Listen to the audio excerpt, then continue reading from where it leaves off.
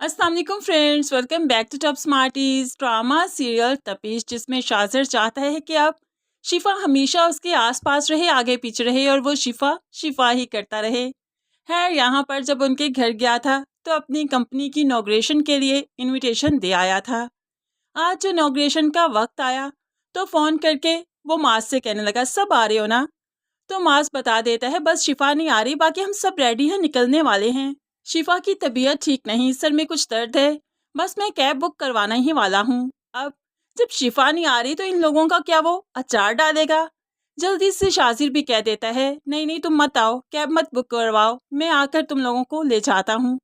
अब तो यहाँ पर मास और घर वाले बहुत खुश हो गए। नरमीन को लग रहा है कि जैसे शाजिर पहली ही नज़र में उस पर फिदा हो चुका है, तभी तो इस तरह से आगे पीछे आ रहा है। यहाँ पर शाजिर जब आया तो साथ डॉक्टर और नर्स को भी ले आया।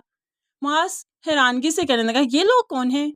तो ऐसे में शाजिर कहने लगा, वो शिफा की तबीयत ठीक नहीं ना, तो मैं साथ डॉक्टर और नर्स ले आया हूँ, कहीं ज़्यादा तबीयत बिगड़ ना जाए, यहीं पर ट्रीटमेंट हो जाएगा और तसल्ली रखो। जब शिफा ठीक हो जाएगी, मेडिसिन लेकर कुछ रेस्ट करे, उसके बाद ही हम जाएंगे, मुझे इतनी कोई जल्दी नहीं। जब आप लोग जाएंगे तभी मैं रिबन काटूंगा। शिफा को तो शाजिर के इस रवैये पर सख्त गुस्सा आ रहा है, लेकिन मास तो समझ नहीं पा रहा। और ऐसे में शिफा की सास बेगम काफ़ी खुश है कि शायद मेरी बेटी की वजह से ये इतना फिदा हो रहा है हम लोगों पर।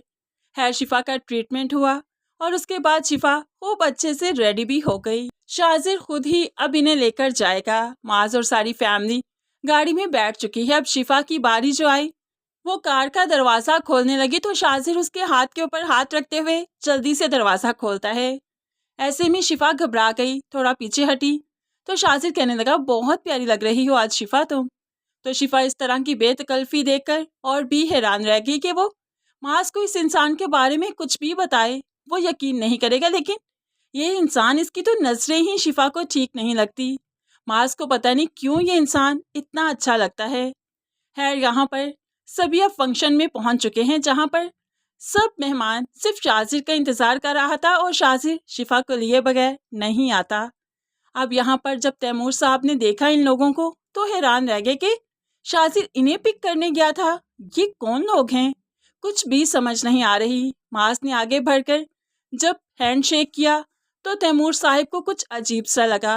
अब इस वक्त पर वो शाजिर से कोई सवाल नहीं कर सके, लेकिन नबील से पूछ दिया, ये लोग कौन हैं? तो नबील कहने लगा, पसंद करता है आपका साहबजादा मास की बीवी को और उसको हासिल करना चाहता है, बस इसी वजह से इन लोगों के आगे पीछे घूम रहा है। जिस पर बाप को काफ़ी गुस्सा आ गया। फंक्शन ख़त्म होने के बाद शाजिर अब खुद जाकर इन लोगों को ड्रॉप भी करके आया। और ऐसे में जब वापस घर आया तो तैमूर साहब पूछ देते हैं, कौन थे ये लोग? तो ऐसे में अब शाजिर बताने लगा, मास दोस्त है मेरा।